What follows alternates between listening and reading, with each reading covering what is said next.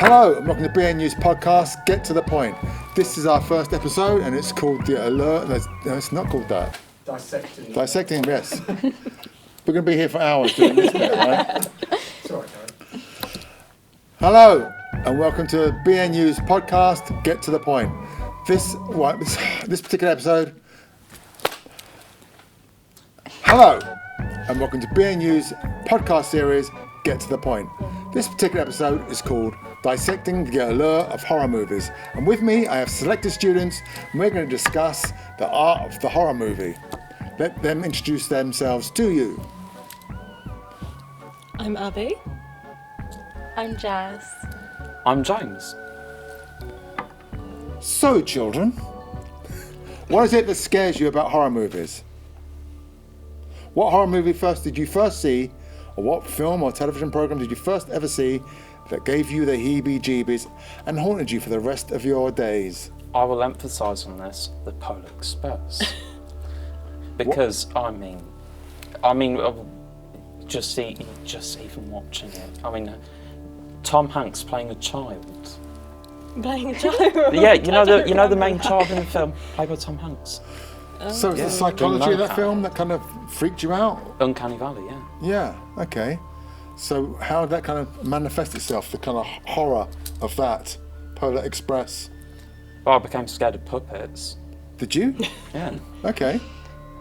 Puppets are a weird one. I think kids are scared of puppets. I know that around my house, it's quite kind of, it's got loads of kind of artifacts around there of horror and stuff like that. But my kids used to be, I was scared of this kind of ventriloquist doll I used to have at my house. That I used to scare them to go to bed with. I'm just imagining his house Okay. right now. They're just full of puppets and old stuff.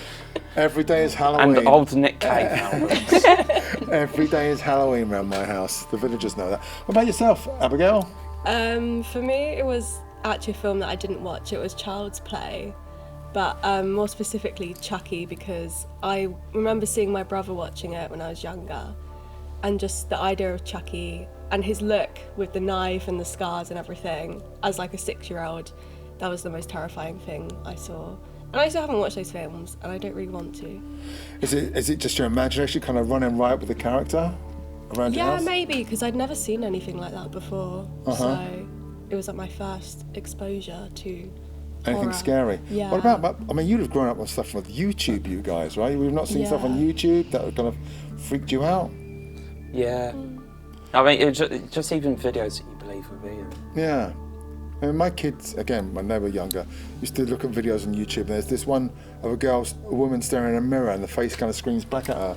And my kids never go to sleep because of that. Say to me, Jess, what about you? It would definitely be The Conjuring, the Devil Made Me Do It, because when I watched it, all my friends told me it wasn't true, and as we were watching it was really, really scary. And then at the end, the credits came up based on a true story with all the scenes and the original pictures in a pitch black room, and it was just horrible in the cinema. Yeah, so again, Yeah. it kind of came home, that kind of haunted you as one came home with you. Okay. Yeah. How do you feel that, do you watch horror movies from the 1930s or the 1970s? Do you see Hammer horror? Do you see stuff like Nosferatu? Do you see the old Dracula and Frankenstein movies? Do you watch those? Ever seen those? We watched part of Dracula, I think it was last year. I don't remember that. Yeah, it was in a seminar, I think. I think it must have been Nosferatu. I remember looking at that very briefly.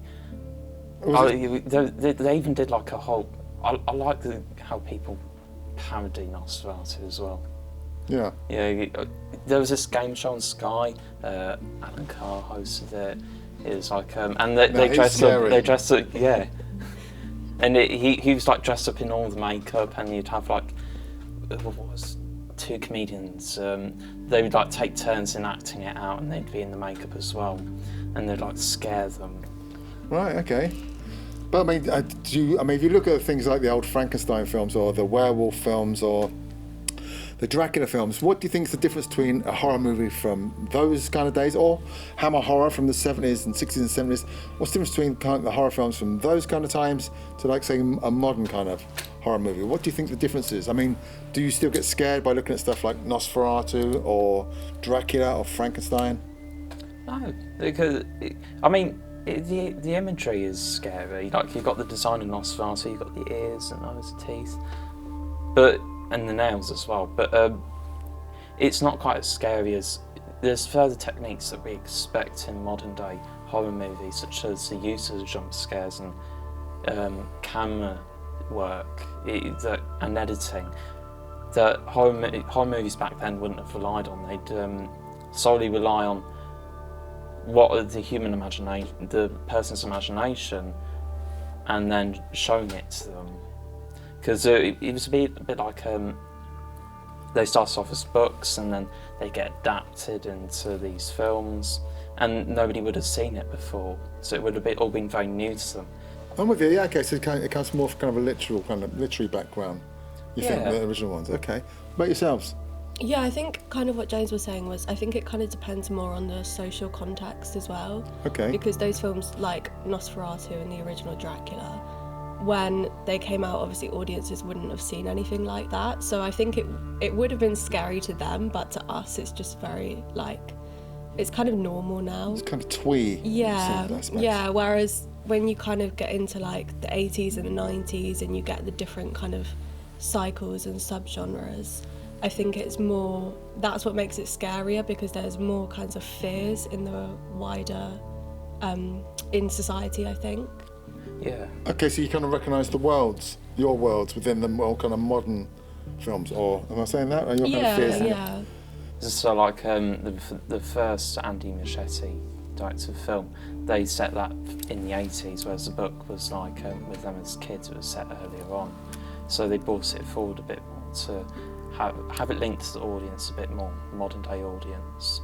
So they kind of relate to it, yeah. So it kind of plays onto your psyche because you recognise the situations. And I think you're right about the early horror films, that they are kind of more kind of fantasy kind of based, as you say, kind of literal kind of based.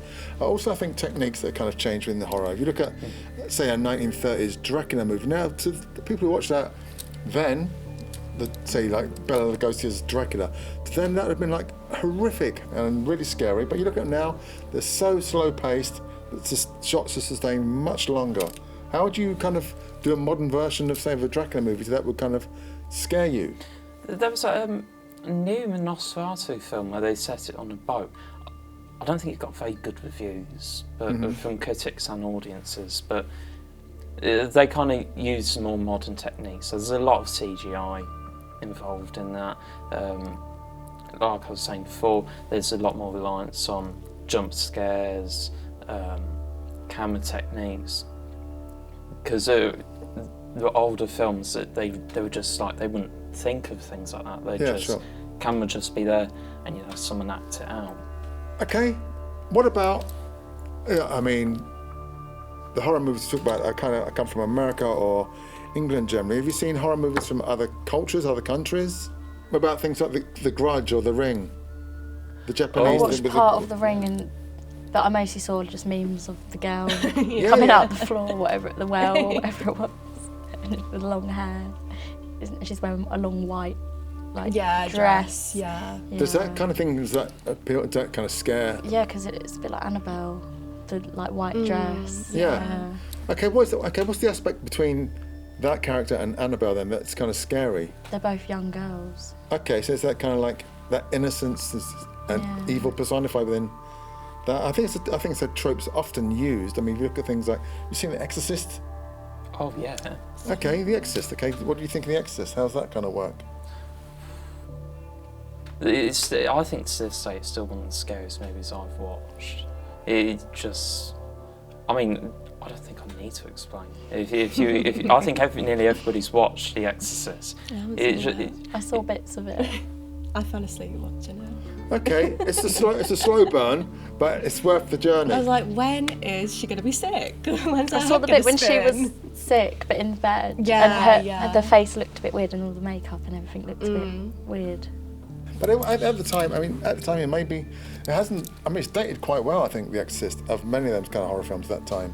Whereabouts, because I think it kind of dealt with horror in a different way. It kind of like you're saying things like films like Get Out and stuff like that. It deals with that kind of a world you can kind of relate to, a world that could, kind of encroach on you. One of the things I just want pick this up. One of the things I do love about horror as a genre is that it sort of just transcends being a genre on its own. We see a lot of its themes and techniques used in other films that won't typically be labelled as horror. So, have any of you watched Snowpiercer? Yeah, I have, yeah. No. Bong Joon-ho, Korean director, American and British cast in it, and it's a Hollywood film, but there's a lot of Korean techniques involved. And it isn't a horror film, but you could consider it like nightmare fuel kind of stuff in how it's filmed, the music, the sound, just even the very concept. Like dystopia itself isn't horror, but it's creating this nightmare, this feeling of fear of what could come. I just thought I should pick that up. You're just afraid of snow by the sound of things. Yeah. It's a very constant theme for you. I'm afraid Any of getting film stuck on a in it. train, you don't Yeah. like it. It's trains and snow. You'll be all right, James. It'll be okay. Come the winter, don't get a train from Marylebone, you'll be okay. Okay, so now we kind of talked about horror. What about the subgenres? What about different kind of categories of horror? Have you kind of seen that kind of develop and change? What about the gore or kind of horror slasher movies? Do those kind of appeal to you? Yeah, I like those films, yeah. It's like, I don't know what it is about it, but just seeing something so disgusting is really like intriguing in a way. Not even necessarily like how it's actually been made, but it's just so, to me it's really fascinating because it's like seeing something on screen that you shouldn't be seeing in a way. And it feels kind of wrong to be looking. It's like a car crash. When you I drive past a car crash, you can't felt look that away. way when the first Deadpool movie came out. Yeah. Yeah, because I was like 13 and then... James, this is horror. You I know, that, right? but just to build on that point, it's just that film that's so gratuitous. I can't say it properly. Did I say it properly? I'm not sure. Gory. Gross. Gory and... Gratuitous. Yeah, There you go, gross. I'm going now. and then you're too young to watch it, but it's just all those things that's in there that just hook you in immediately. Yeah. So what do you think is the goriest film you've seen then? For me, I watched this film called Raw, which is a French film, and I don't know if anyone's seen it, but it's like about this girl who's a vegan. She goes to university to become a vet, but she basically ends up eating raw meat, and then it kind of spirals out of control and she starts like killing people and eating them.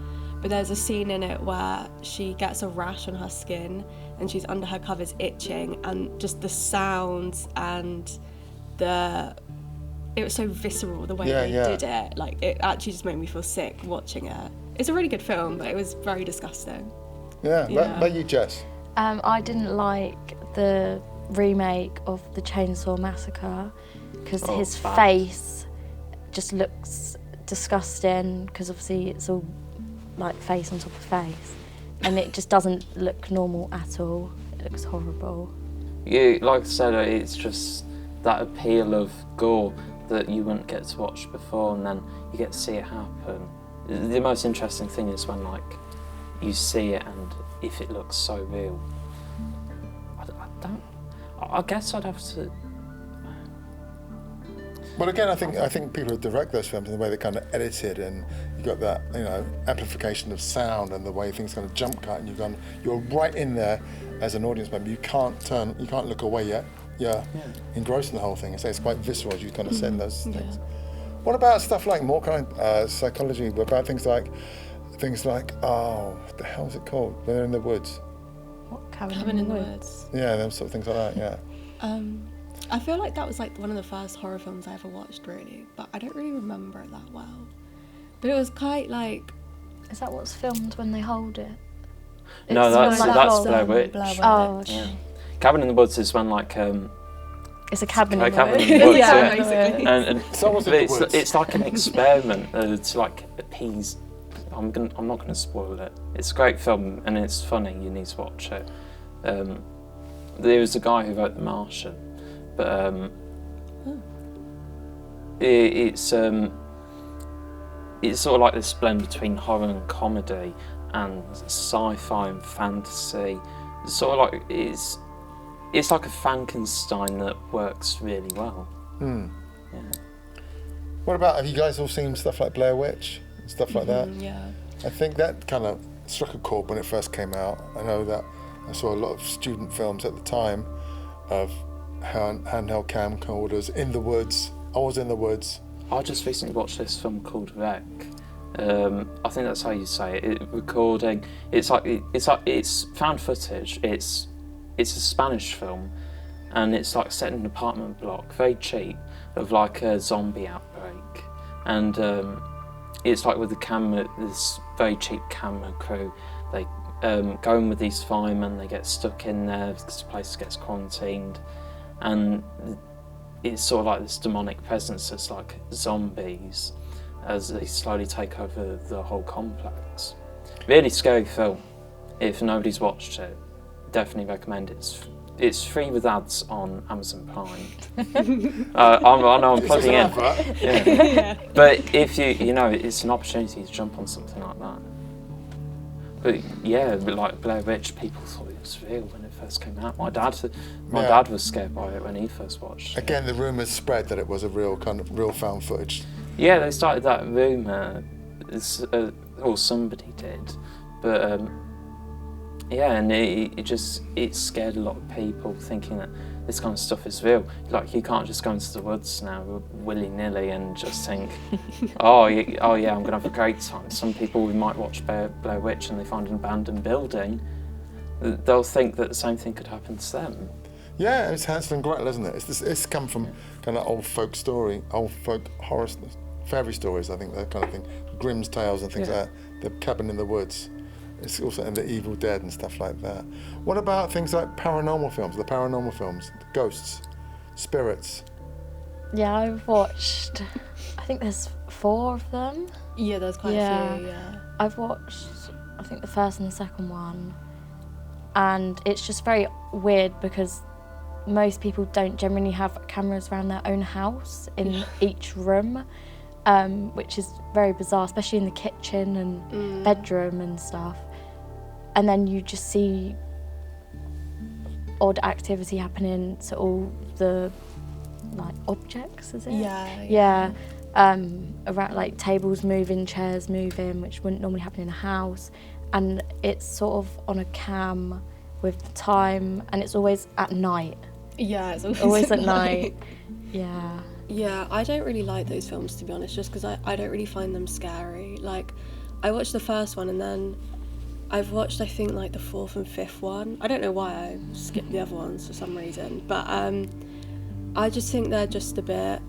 It's an interesting idea, the way that they filmed it and everything, and I think they were quite low budget as well. But I think the outcome of them is just not the best. It's an overexposure to that kind of genre of horror. But it has helped, like, sort of reinvent how we do make films, like with a very hands-on approach, guerrilla-style type filmmaking. Again, the relatability of the whole thing, yeah. Yeah, it goes beyond even genre. I mean, the genre of horror. It's also like the uncanny of the familiar. It's in your own house. Yeah. But it's very boring because you know what to expect. It's overplayed. Yeah. But I mean, people are always. I mean, you think about things like Victorian era, and they're kind of doing seance and stuff like that. People are always kind of scared of the unknown, of the spirits, the things that can't be killed, can't be harmed, that can harm them. There's always been that kind of fear factor. I think I was kind of goes with that. Maybe it's just kind of fear of death and the unknown. Did you say the uncanny? Chill up, we're trying to do a podcast. I know. Okay, from like, the beginning of time, men and women have always kind of gathered around the campfires and told horror stories about demons, witches, devils, the uncanny, the unknown. What is it in the human psyche that you think, why do we like being scared? What is it that being scared that we enjoy? Why do we come back to it again and again? James. I think it's just because we don't experience it in real life enough. I mean, we do experience fear, but, to be scared in such a way that we just scream, we jump out of our seats, whatever. It's a thrill. it's a large amount of feeling that we experience, and it's like a spike or something of it, like heartbeat, that sort of thing. It's thrills. Yeah, an adrenaline rush. Rush, yeah. I was going to say something similar to that, like the adrenaline rush of you, even though you know, say a jump scare, you know it's coming, you still feel nervous sometimes. But then when it does happen, afterwards you kind of laugh and you're like, oh, that wasn't scary or whatever. But you keep going back for that feeling, I think. So it's like, it's almost like a drug. Yeah. Trying to get that first hit again. Jess? I know now when jump scares are because of the music now. Okay, so you kind of triggered. Yeah, so now I know what to expect. And the weird theme tunes you get when the main character's going to be near, it always appears, so I know when to expect it.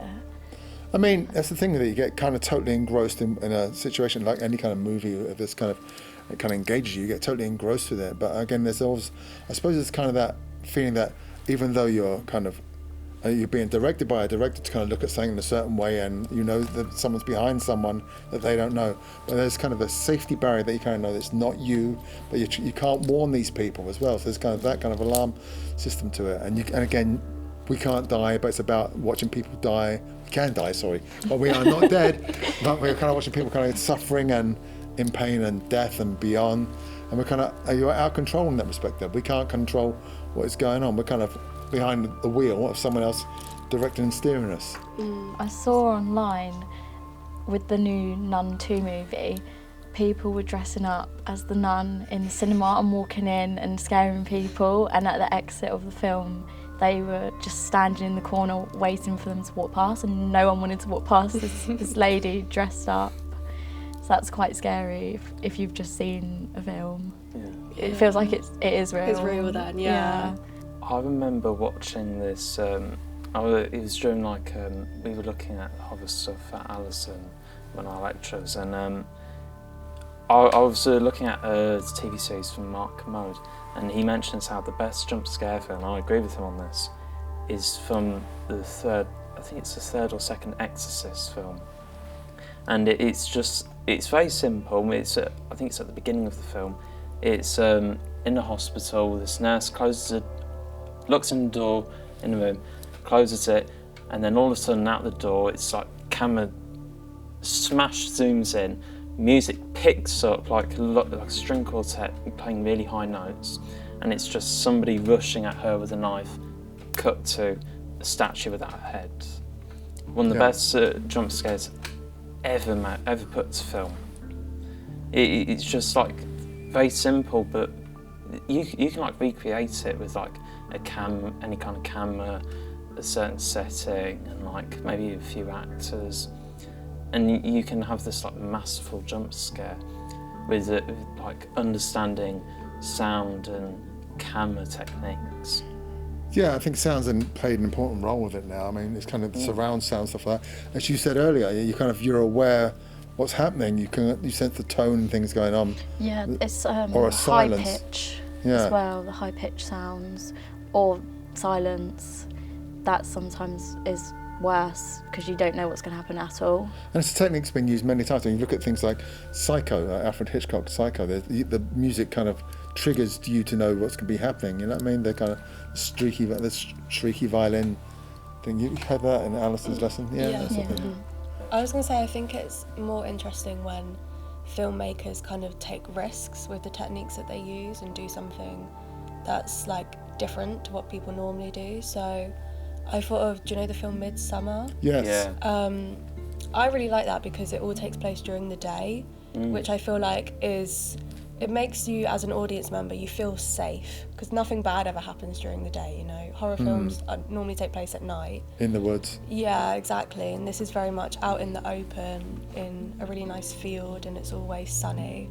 Very bright colours. Yeah, exactly. Colour. And then when everything horrible starts happening, it's even more unsettling, I feel like. Yeah, 1987 Hellraiser, there's that scene where we get introduced to the Cenobites, and it's like a dark room. It's very bright and white, and you've got a lot of smoke, but you've got a lot of wind going on as well. The harshness of the light and the use of this of colour, or lack of it. I don't know if white even is a colour. It's more of a shade, if anything. But I think. Okay. Yeah. But colours, it can create this sense of unease. It can communicate something subconsciously to the audience. Yeah, it's also kind of wrong footing you as well in some respects there. Yeah. Because you associate white with purity and kind of, I don't know, angelic. If it's very exposed, it can be Harsh, very yeah. in your face as well. Yeah. Well, that's been a fascinating insight into the world of horror with Jess, with Abigail, and with James. I'd like to thank them for being here tonight. This is part of a series of podcasts from BNU. Please tune into others in the next couple of months on the various different subjects. And please subscribe and like and leave your comments on the below about your favourite horror movies, or what movies kind of scare you and why they scare you. So until the next time, good night, children of the night. Such sweet music you make.